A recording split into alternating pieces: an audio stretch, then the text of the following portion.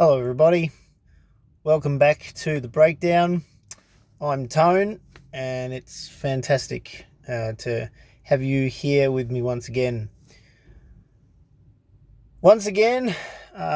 We have gone several months without a video from me, and apologies for that. As I always say, life can get busy. We can get distracted with things, or we can get preoccupied with things that take priority. But it always counts as long as we come back to things that are important and need to be raised, need to be discussed at some point. We need to be able to go back and look over what we've discussed in the past and what we are looking forward to for the future. And we can't allow our busyness to, cloud our ability to be looking at what's going on a macro playing field. Obviously, when we're talking about ourselves, it's a microcosm. It's just us, ourselves, and then partners, kids, home, and then family, and then, by the time we get to think about what's going on in the world, well, maybe we don't have a whole lot of time for that. But it's really important that we continue to look at what's going on around us, listening carefully to language that's used by those that would like to just simply tell us what's going on. Now, thank you. I think it was Lockie B that actually made a comment on one of my earlier videos requesting more videos, more videos. And don't worry, I've been thinking about, what I would cover in the very next video and when I get a chance to do so. I'm on a break at the moment. I've been doing deliveries. And I'll get to that in a moment. But I'm on a break, so I've got the time. And I'm going to try to do shorter videos, which might be a breath of fresh air because a lot of my other videos have been super duper long. Half an hour plus sometimes. So maybe the shorter videos will be less boring, hopefully more to the point. But if you know me well, I love to get on a topic and really hash it out. I've been doing deliveries. I used to do pizza delivery work in Adelaide, and really enjoyed that. And last year in lockdown, essential services were allowed out of home. So, I applied for driving for a delivery service, which I won't worry about naming here. Who knows what they would do with that if, there was any issues with that. But, so the main reason for that, though, it's a little extra cash flow, and we're going to cover why I think that's important in a few moments. But I'd love to hear in the comments, actually. I'd love to read in the comments, I should say, how you're all going with your respective lockdowns. Now, we're not just talking about a Melbourne lockdown now, are we? We're talking about a SA lockdown. We've got a Queensland lockdown. We've got a Sydney and New South Wales lockdown. More than half of the population of Australia is currently in lockdown, and it is ridiculous. Now, those of you out there that truly think for yourselves, truly think for yourselves, and you are open to everything that's coming to you, but you're filtering it, you know that it's not just about the virus. And let's just go back. Let's go back to the videos I was doing last year. I did a series of videos the mask mandate nope. And in those videos, in amongst the push-ups that I was doing, like a push-up challenge, I was talking about it will not stop with the mask. And at that time, I mean, they were talking about vaccine stuff and talking about tracking and tracing and all those sorts of things. But at that time, it was just, if you're going to go out for any of the 4 permitted reasons at that time, there's a 5th permitted reason now, isn't there? If you're going to get the vaccine. But if you're going out for any of the 4 permitted reasons, you've got to be wearing your mask. And people were being fined for not wearing the mask. How many of those fines were carried out? I don't know, but that was the threat. You would get fined if you indeed did not comply with the mask wearing mandate. Now, being so busy, I haven't done another series, but I would very much have been interested in doing a QR code mandate nope video series, because tracking and tracing, that's a whole different ball game. They tell you what they want to tell you, and they give their reasons, and look, on the face of it, it makes sense. But I'm not comfortable with this QR code stuff and what that leads to. And people may have different views, and that's okay. I mean, I'm not going to step on anybody's toes, but I'm confident in my convictions as to what that entails, what that actually leads to in the future. So, but I guess that is a macro view of the world and what's happening. It's not a micro, how is all of this affecting me in particular? This is a worldwide thing, right? A worldwide pandemic, they call it. So it's a worldwide thing that's going on behind the scenes in that. So it's important, please, when you do have the time, even if it's fairly limited, take the time to consider what you're actually being told. Really listen to it. Listen to the language. Listen to the number of times it's told to you. If you're telling the truth, remember, if you're telling the truth, you only need to speak it several times, and hopefully the majority of people would, wake up and hear it. But if they're telling you something millions of times over, drumming it into you, television, radio, and everything like that, stop and have a think. Okay?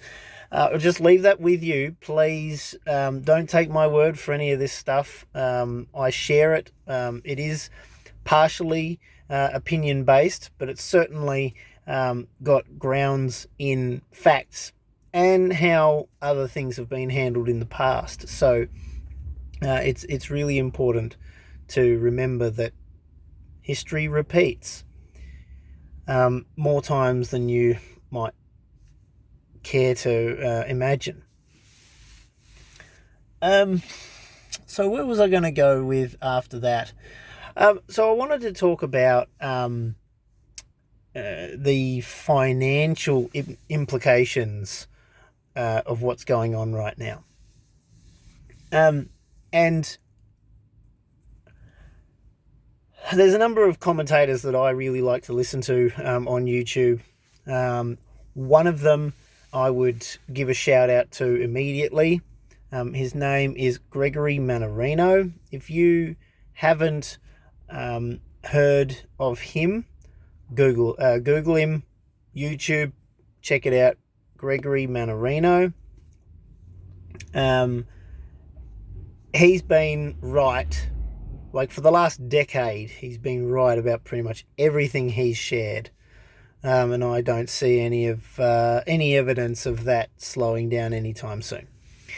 But before I come to know who he was, I was already pretty well across most of the stuff that he shares, but he's been able to open my mind, open my eyes, certainly, to just how deep that rabbit burrow goes.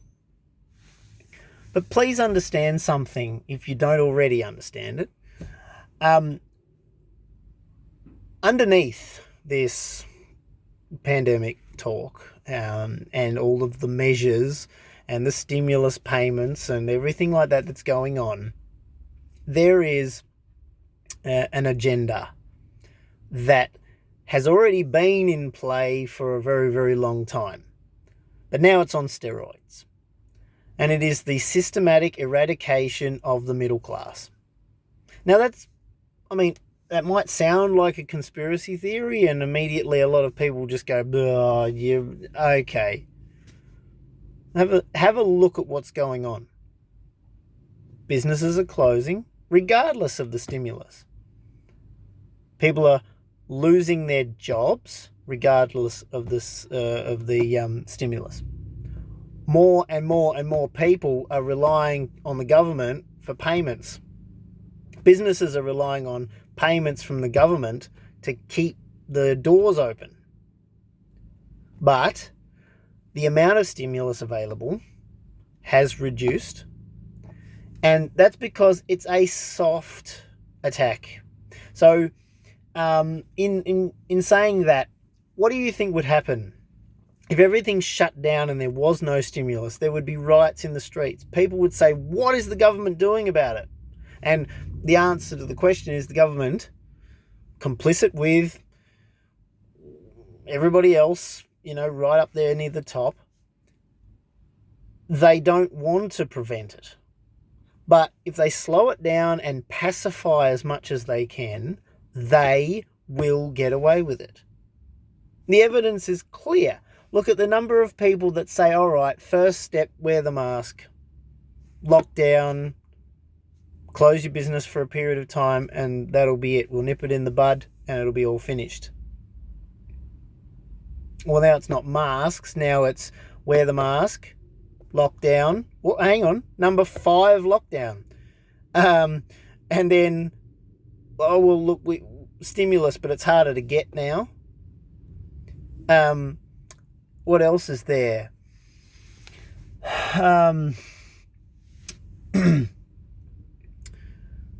Where was I going with that? Yeah.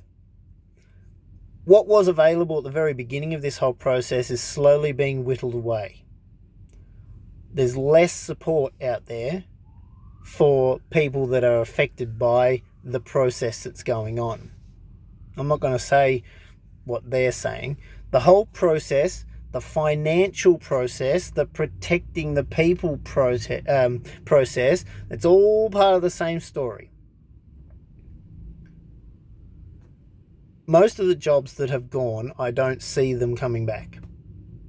Or if they do come back, they will be conglomerates. They'll be corporate businesses employing those people. And these small businesses that are gone, they are gone forever. What happens to the people, the middle class, that owned those businesses? Yeah, sure, with some debt perhaps.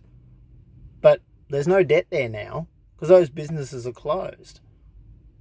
And those people aren't working for themselves and employing people.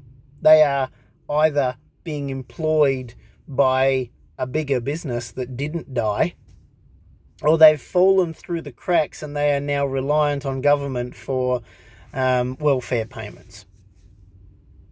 Now that's the truth of what's happening.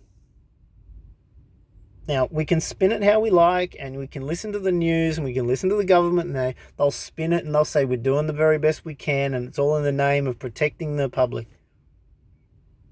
Now, let me backtrack just a little bit.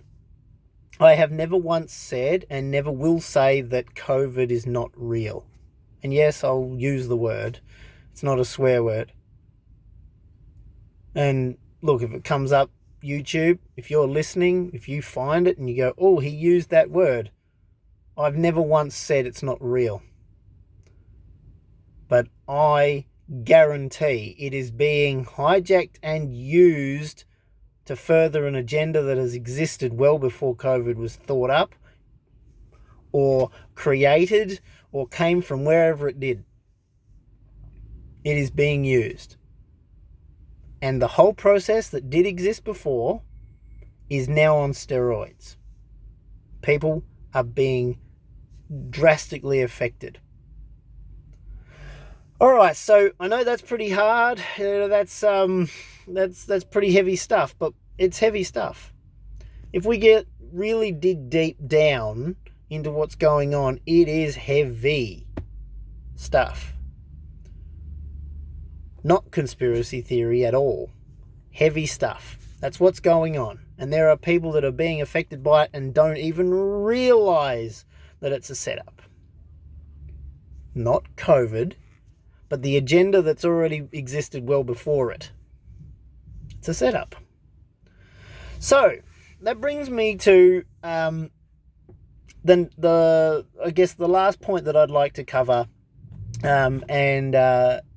before I close out this video, which is probably going to end up being 30 minutes long anyway, even though I try to make it shorter. The reason why I'm doing delivery driving and supplementing my investments and all that sort of thing, because that's predominantly what I do. And that is that, one, I want to provide a bit of an example for those that may listen to my suggestions. Now, this isn't financial advice. I don't have a financial advisor license, so it's not financial advice. It's simply suggestions, ideas, and certainly what I'm doing. So take it for what it's worth, measure it against your own situation. But right now, we're in a very interesting economic environment. We've got a booming economy in terms of if the All Ordinaries or the NASDAQ or the S&P 500, stuff in the US is any indication, it's just higher highs, that's all based on fakery, obviously. Money is flooding the market from the Federal Reserve through to all the other central banks. And so it's a flood of, currency. It's a flood of currency worldwide that is propping all this stuff up. And the money's got to go somewhere. So it goes into the share market and it goes into property prices and all those sorts of things. Now, understand that inflation is a very, very real thing. That's gone crazy as well. We're not being given the true numbers, and I haven't had time to do any calculations on that. But it's gone crazy. The reason? Inflation is directly proportional to the amount of new currency that comes into play. Now, what's that do? Well, that pushes up the price of land and the price of precious metals and the price of shares inevitably, and how much money a company is actually able to make as well, because there's just more currency in circulation. That's the simplest way I can put it. And it's very, very, very true what's happening at the moment. So, therefore, when we're talking about property prices in particular, I wanted to cover that, and precious metal prices, I want to cover that. When we're talking about those, supply and demand is part of it, but inflation is another part of it. So when the price of land and houses and all that sort of thing in the cities and that, when those things are going to high heaven against a fake rebound in an economy, when I say fake, I mean it's not based on value, it's just simply based on extra currency. we've got to be mindful of something, and that is that the value of the land or the precious metals hasn't changed. Or if it has, it is a supply and demand portion that may have changed. But when the prices are going up exponentially in percentage compared to what they have in previous years, the understanding is that the thing that changed the most is the inflation. And the inflation part of it actually doesn't change the value of the object. It tells you the reduced value of the currency that would be being used to purchase said objects or land. Now that is super, super important, because what I'm going to talk about now is at some point, I believe there is going to be a property crunch. Now, I'm not saying crash, crunch. Now, when I purchased my one and only residential property in Adelaide, I purchased it in a lull in the market. The market didn't really drop. But after the 2008 crash, where money magically disappeared, or currency magically disappeared, by the way, and that happens too. And it'll be interesting to see what happens after all of this, where the sum of the new currency just magically disappears, which means there's going to be a crash or a crunch some point soon to account for that disappearance of currency. I digress. So I bought that house during a lull in the market, and the lull in the market came because money or new currency just hadn't caught up with it hadn't slowed the slowdown in the economy. So the economy just was still trying to recover. 2010, 2011, it was still struggling to get a move on.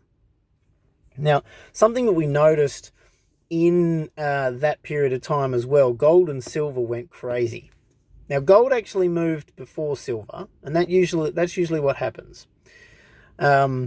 Gold moves, and then silver a short time later, maybe 4 to 6 months later, can spike. Silver will always bounce around much more volatile. It's much more volatile than gold. And there's a whole discussion on gold and silver and all of that we can have another time. But while the property prices were struggling to, come out of that lull, gold and silver spiked and raced away. And the reason for that was because it was in recognition of the fact that stimulus, all that new currency that was coming in from QE, like the quantitative easing, which they've now renamed, but that had to go somewhere, and people started to wake up and say, well, hang on, if there's all these extra $1 trillion, in existence, and that was just, dollars, not other currencies, then obviously that means that it has to be reflected in metals prices in particular. And later on, the flow-on effect came to properties, and that most certainly is true too. Properties did get affected and have been on a rip tear since, well, up until last year. But they're off again. They're off again to the races. But I believe that it's a bit of a false takeoff. At some point, banks are going to have to raise interest rates, inevitably. And I know they've talked about 2023 being the earliest, or 2024 being the earliest that they would think about raising rates, and that's the Federal Reserve, the mother of all banks. But I don't believe that for a second. I actually believe that interest rates could be rising to slow the inflation that they've caused, not us.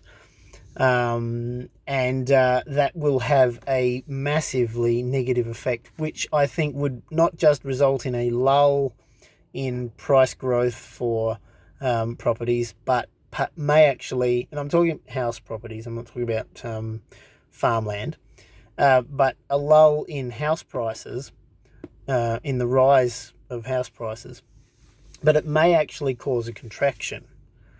I don't think there's any real choice in the matter. The Australian housing market is a huge portion of the Australian economy, and I know they don't want it to happen, and they'll do everything they can to stop it, but supply and demand. If interest rates go up, and they have no choice but to go up, sooner rather than later, 2024 I think is a bit of a stretch. I think it'll be well before then. Then what that does is that brings the pressure on the market, causing more properties to be available, because people, say, well, hang on a minute, the property market looks like it's slowing right down. Actually, it looks like it's going to go down a bit. Well, gee, we want to sell. There'll be less buyers because the banks are requiring more security. And it's a little bit more difficult to borrow money. And then also the obvious implication that the interest is going to be this on it now. Also, a case where people may have overextended how much they're able to borrow. The banks have been pretty easy to borrow from in recent months and probably the last year, which is very interesting. But they need somewhere for this money to go. Remember, all money that's borrowed is brand new money. Now, they didn't teach us this in school, but we know now, after the property crisis and the financial crisis of 07, 08, 09, 010, all in there, we know without any doubt that all new money is borrowed money. So the borrowed money, it's all brand new money. Comes from nowhere, just out of thin air, and then the banks charge interest on it as well. Voila, inflation. So, well, obviously, if there's a difficulty for people to sell their properties and the values come down and they've overextended themselves on how much they really should have borrowed, based on prices that just keep going crazy at the moment, well, that's going to cause a contraction in the property market as well. But you won't hear that from mainstream media. Oh boy, no, you won't. But that is the inevitable. The only thing that counteracts that is rampant inflation. Now, if rampant inflation comes along, then properties go stupid.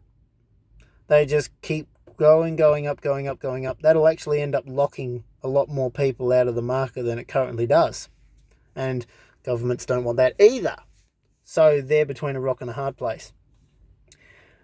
So let's just move away from property for a moment, because my suggestions would be, if you are interested or if you are looking to purchase a house, the opportunity to do so might be in several years' time. It may not actually be now.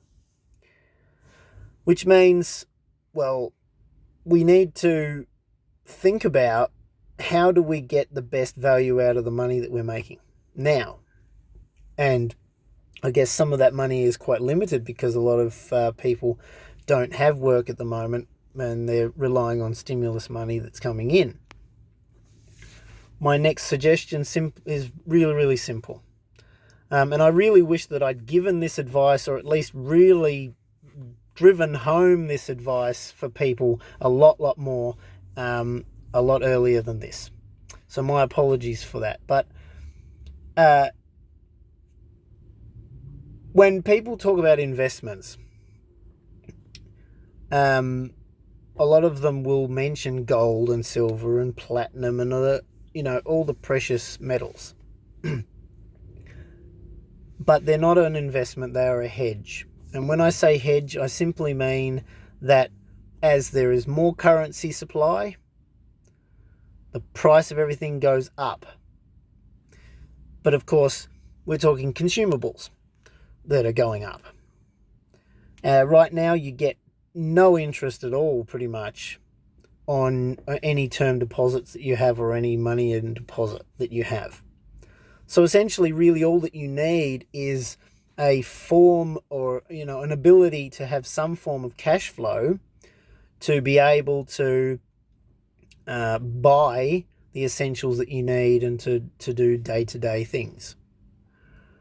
But if you're looking at trying to retain current purchasing power, so we'll call it purchasing power. If you're trying to retain purchasing power of your currency that is now, there's really only a very limited number of options that you've got. And so my suggestion is, if you haven't got gold, if you haven't got any silver, and I'm speaking specifically to people who don't have land or don't have houses, my suggestion would be, rather than trying to chase the property market and putting yourself into a large amount of debt, which could leave you with nothing at the end of it if a property crunch came and suddenly the bank said, hey, look, the value of your property is below what you've borrowed from us, and so your deposit's completely out of the it's disappeared, and it's now below, your equity in your home is below what you've borrowed. We have no choice, but we have to reclaim your house, or we have to, whatever other options they have. But that could be, and if this stuff keeps going on where your work is so difficult to do because of this stuff that's going on in the country and around the world, then how do you make the payments?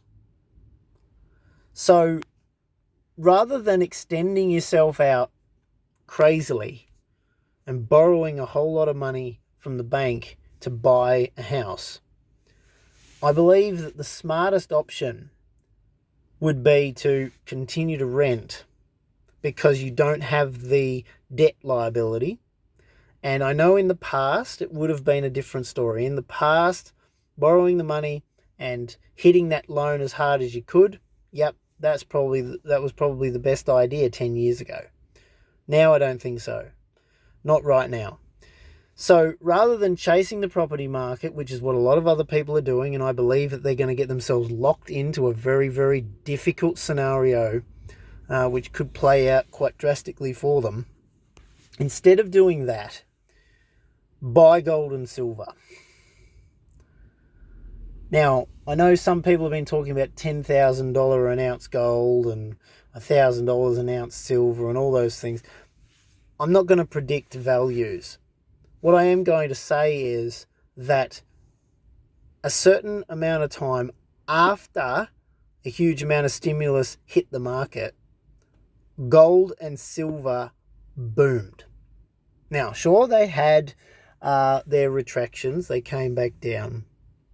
But look, gold was a steady price for a very long time of around $400 to $500 an ounce. After the financial crisis, it spiked and it dropped all the way back down again, but not all the way back down, sorry. It found a new floor. But now it's well up over $2,000 an ounce. And we're talking 20 years.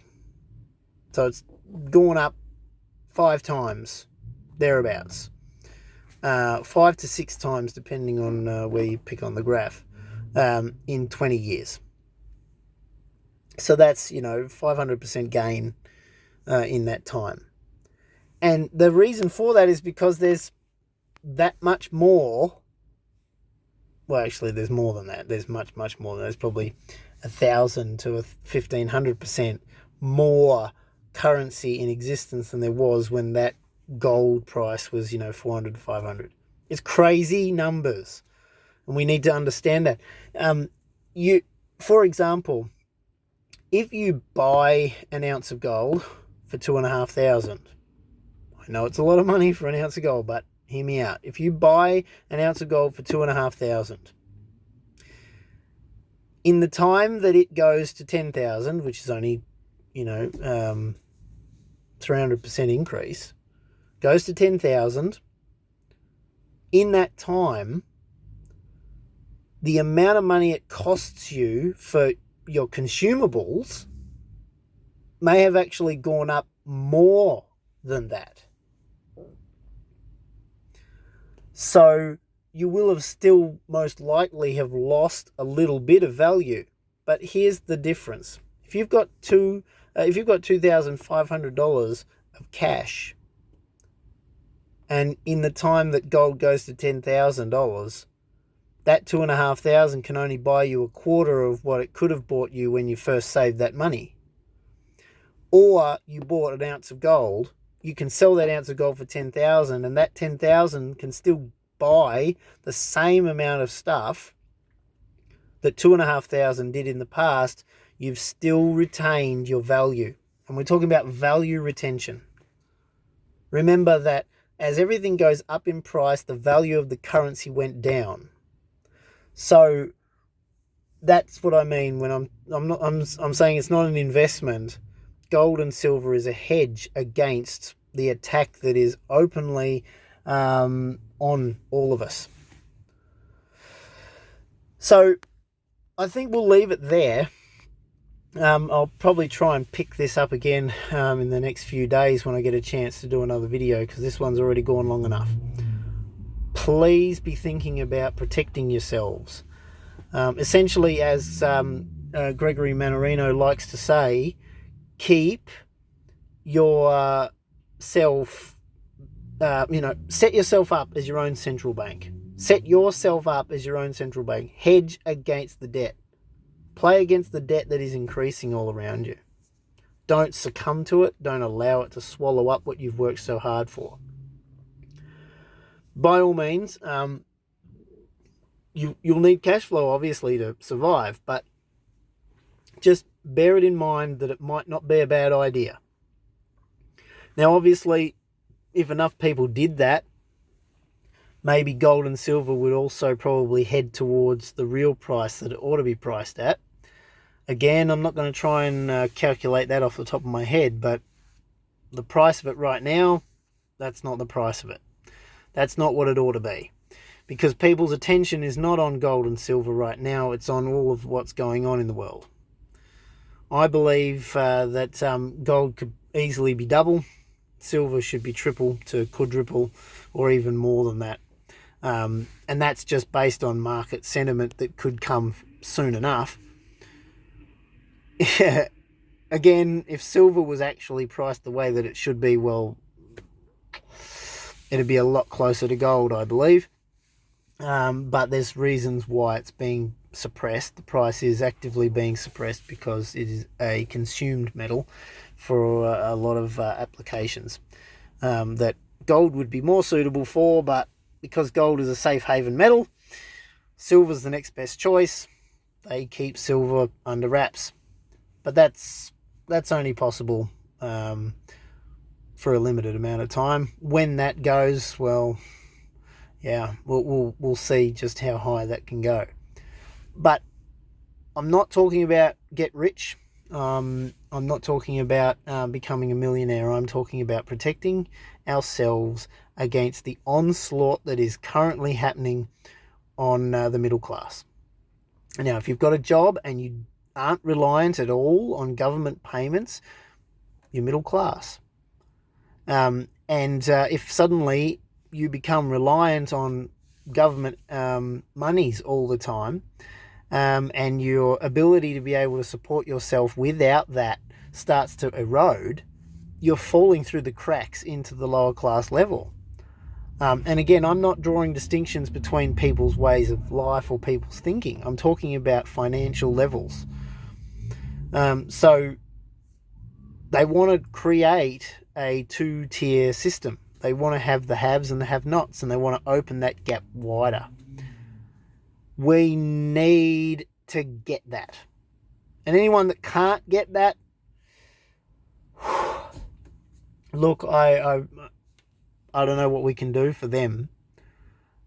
So please look into it, open your mind, protect yourself and your families as best you can, because, I mean, no one else is really going to. Clearly right now there's just all this rhetoric about the virus that just seems to be taking everyone's attention.